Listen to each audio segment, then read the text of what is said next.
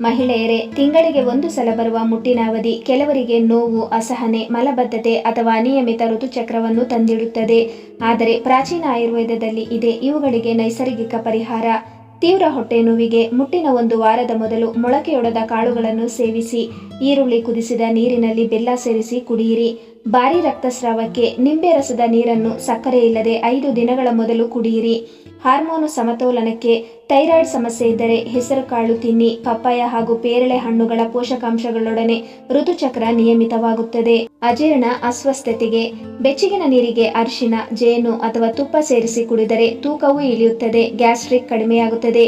ತಪ್ಪಿಸಬೇಕಾದ ಆಹಾರಗಳು: ಮೈದಾ, ಮಾಂಸ, ಆಲೂಗಡ್ಡೆ, ತಂಪು ಪಾನೀಯ, ಕಾಫಿ ಇವು ಮುಟ್ಟಿನ ಸಮಯದಲ್ಲಿ ತಪ್ಪಿಸಬೇಕು.